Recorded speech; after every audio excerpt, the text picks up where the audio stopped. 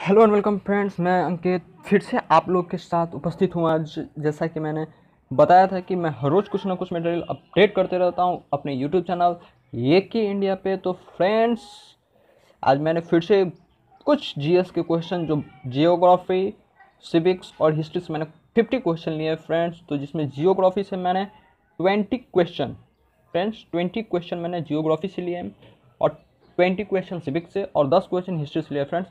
I hope आपको ये video अच्छा लगे। अगर वीडियो अच्छा लगे तो इसे लाइक ज़रूर कीजिएगा और आप जितना हो सके उससे इसे शेयर करने की कोशिश कीजिएगा फ्रेंड्स। अगर आप मेरे चैनल पे न्यू विजिटर हैं तो मेरे चैनल को जो नीचे आपको सब्सक्राइब का आइकन दिख रहा है, आप यहाँ से इसे सब्सक्राइब कर लीजिएगा फ्रेंड। और जो बगल में बेल आइकन है उसे प्रेस करके लेटेस्ट नोटिफिकेशन के लिए अपडेट रहिए। एंड टू द पॉइंट अब आता हूँ।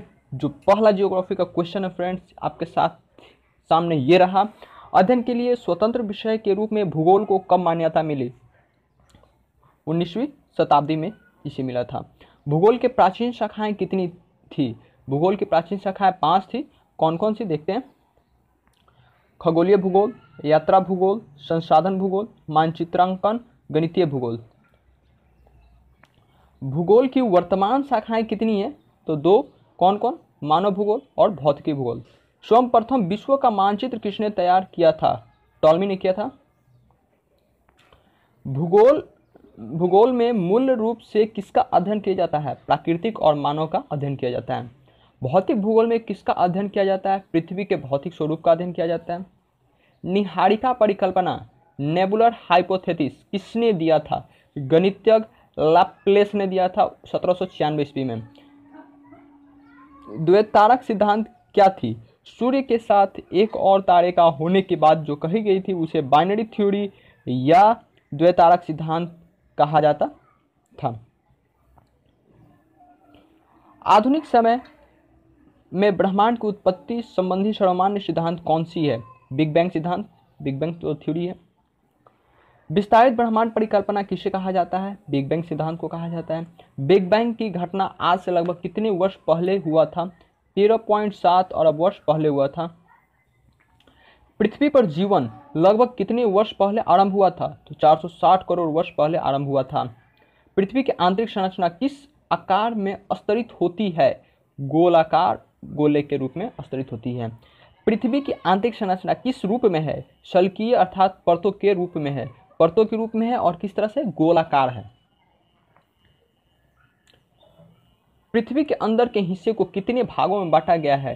तो 3 भागों में बांटा गया है। कौन कौन? भूपट्टी, क्रस्ट, आवरण, मेंटल और केंद्रीय भाग, कोर।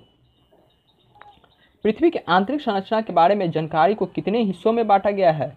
2 हिस्सों में बांटा गया है। पहला प्रत्यक्ष स्रोत और अप्रत्यक्ष स्रोत। PREM, प्रेम का विस्तार क्या होगा? तो प्रिलिमिनरी रेफरेंस अर्थ मॉडल। भूकंप किसे कहते हैं? पृथ्वी की सतह को हिलाने को कहते हैं। तो पृथ्वी की सतह हिलती है तो उसे भूकंप कहते हैं। भूकंप की मापन किस यंत्र द्वारा किया जाता है? तो सिस्मोमीटर या सिस्मोग्राफ, दोनों का नाम एक ही है, दोनों एक ही यंत्र है। झटके की तीव्रता का मापन विकसित किस पैमाने पर किया जाता है? मरकैली। सो फ्रेंड्स, ये जो जियोग्राफी की क्वेश्चन थी वो समाप्त होता है। अब बारी जो मैंने पॉलिटिकल साइंस की थी, जो 20 क्वेश्चन उसकी आती है और देखते हैं कि इसकी क्वेश्चन कैसे हैं। तो इसका जब सबसे फर्स्ट क्वेश्चन है वो देखिए, किस भारतीय प्रधानमंत्री ने गुट निरपेक्षता को एक आंदोलन का रूप दिया? इंदिरा गांधी ने ऐसा किया था। सेकंड नंबर, पूर्वी जर्मनी के लोगों ने बर्लिन दीवार गिराया था 1989 ईस्वी में। लेनिन का जीवन काल माना जाता है 1870 से 1924 तक। तो नेक्स्ट क्वेश्चन है 4 नंबर, गुट निरपेक्ष आंदोलन की नींव किस सम्मेलन में पड़ी? बांडुंग सम्मेलन में। 5 नंबर, पंजाब समस्या के समाधान हेतु राजीव गांधी ने पंजाब के किस नेता के साथ समझौता किया था? हरचरण सिंह लोंगेवाल। 1972 ईस्वी का शिमला समझौता किन दो देशों के बीच में हुआ था? भारत और पाकिस्तान के बीच में हुआ था। दक्षिण एशिया के किस राज्य में माओवादियों ने उथल पुथल मचाई? तो नेपाल में। G77 का शायद दुनिया के किन देशों से है? तो विकासशील देशों से है। किस देश ने 2003 में संयुक्त राष्ट्र संघ की उपेक्षा करके इराक पर आक्रमण किया? अमेरिका ने। बाबरी मस्जिद का विध्वंस की घटना कौन सी दिन हुआ था? तो 6 दिसंबर 1992 हुआ था। भारतीय संविधान के विकास की सीढ़ियाँ क्या थी? अंग्रेजों द्वारा समय समय पर पारित किए गए एक्ट। ईस्ट इंडिया कंपनी द्वारा भारत में केंद्रीय प्रशासन की नींव रखी गई, कब रखी गई? तो 1773 ईस्वी में रेगुलेटिंग एक्ट। फ्रेंड्स, जितने भी एक्ट हैं मैंने नोट्स में दे दिए हैं, आप वहाँ इसको देख लेना। जैसे कुछ एक्ट मैं बता देता हूँ। 1784 पिट्स इंडिया एक्ट, 1793 चार्टर अधिनियम, 1813 चार्टर अधिनियम, 1833 चार्टर अधिनियम, 1853 चार्टर अधिनियम, 1858 चार्टर अधिनियम, 1861 भारत शासन अधिनियम, 1892 भारत शासन अधिनियम, 1909 भारत शासन अधिनियम, मार्ले मिंटो सुधार, 1919 भारत शासन अधिनियम, मॉन्टेगू चेम्सफोर्ड सुधार, 1935 भारत शासन अधिनियम और 1947 भारतीय स्वतंत्रता अधिनियम। फ्रेंड्स, जितने भी ये एक्ट और अधिनियम है आप इसे थोड़ा डीपली पढ़ लेना, इससे रिलेटेड क्वेश्चन पूछ सकते हैं और ये बहुत इंपॉर्टेंट है। फ्रेंड्स, जो 13 नंबर मेरा क्वेश्चन है, नेक्स्ट क्वेश्चन है, संविधान की कुंजी कहा जाता है प्रस्तावना को? संविधान की प्रस्तावना को, क्या प्रस्तावना को न्यायालय में परिवर्तित किया जा सकता है? नहीं, प्रस्तावना को न्यायालय में परिवर्तित नहीं किया जा सकता, सिर्फ उसे सुधार किया जा सकता है, वो भी किस रूप में? उसे मजबूत बनाने के लिए। सबसे पहले किसने कहा कि प्रस्तावना संविधान का अंग है?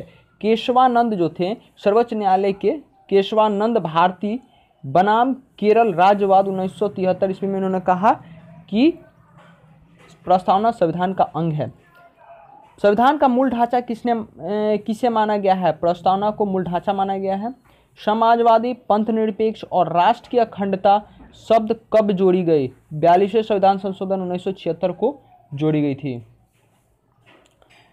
संविधान सभा की अंतिम बैठक कब हुआ? संविधान सभा का अंतिम बैठक 24 जनवरी 1950 ईस्वी को हुआ।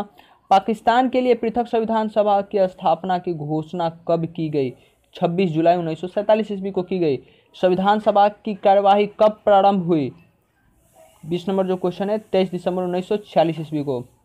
फ्रेंड्स, जो ये सिविक्स पॉलिटिकल साइंस के क्वेश्चन थे समाप्त हुआ। अब आते हैं हिस्ट्री के 10 क्वेश्चन की बारी और देखते हैं कि इसमें कैसा कैसा क्वेश्चन है। चलिए स्टार्ट करते हैं हिस्ट्री के क्वेश्चन। प्रागैतिहासिक काल क्या है? मानव इतिहास के प्रारंभ से लगभग 3000 ईसा पूर्व तक का काल को प्रागैतिहासिक काल कहा जाता है।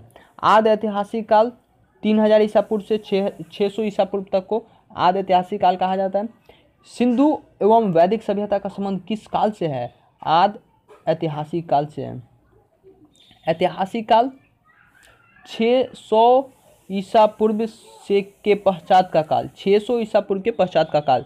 भारत की पूर्वपाषाणी युगीन सभ्यता का विकास कब हुआ? प्लीस्टोसीन या हिमयुग से हुआ था। पुराणों की संख्या कितनी है? 18। बौद्ध ग्रंथ में जातक का क्या स्थान है? दूसरा स्थान है। वेदों की संख्या कितनी है? तो वेदों की संख्या 4 है। हड़प्पा किस नदी के पर अवस्थित है? रावी नदी के अवस्थित है। सिंधु घाटी सभ्यता को खोज किसने की थी?